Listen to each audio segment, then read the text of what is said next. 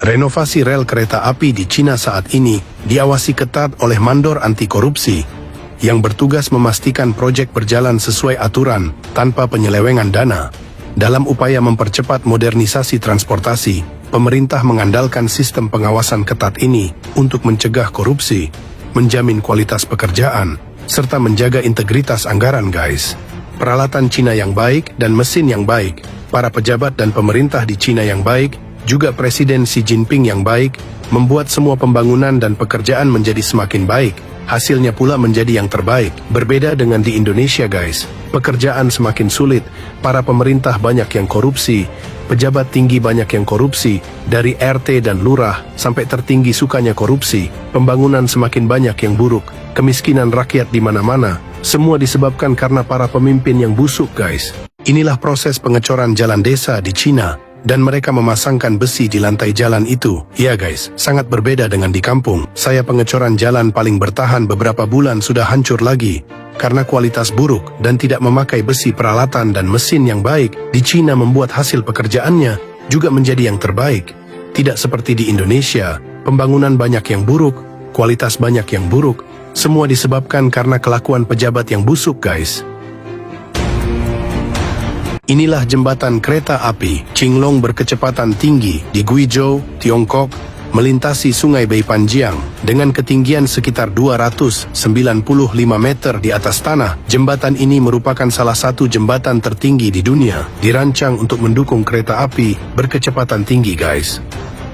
Ini adalah jalan layang yang paling rumit di kota Guiyang, Cina. Siapapun yang pertama kali berkendara di sini siap-siaplah untuk berputar-putar dibikin pusing oleh jembatan bertingkat di kota ini. Apakah kalian mau coba, guys?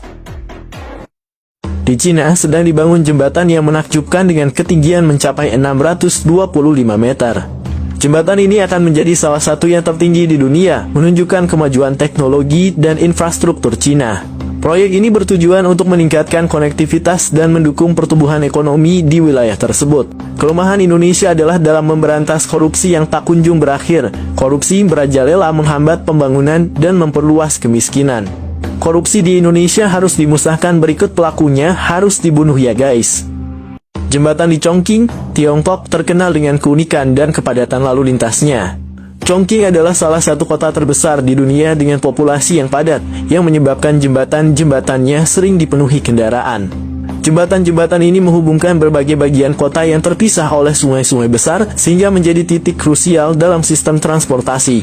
Keunikan arsitektur dan pemandangan spektakuler dari jembatan-jembatan ini juga menjadi daya tarik tersendiri, meskipun sering menghadapi tantangan kemacetan lalu lintas yang berat.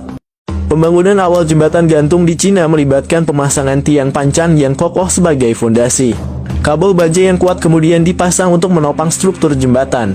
Dari kejauhan menggunakan kamera drone, para pekerja terlihat kecil saat mereka sibuk menyusun komponen-komponen tersebut dengan presisi tinggi, menunjukkan skala besar dan kerumitan proyek ini.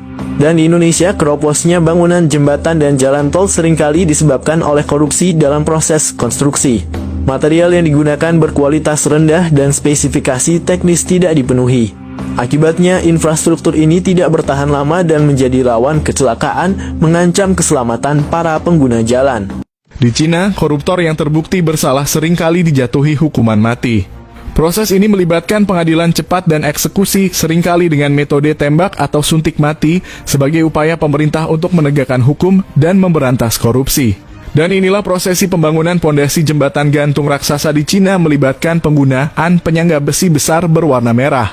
Penyangga ini dirancang untuk menahan beban dan memastikan stabilitas jembatan yang akan menghubungkan dua titik dengan jarak yang sangat jauh.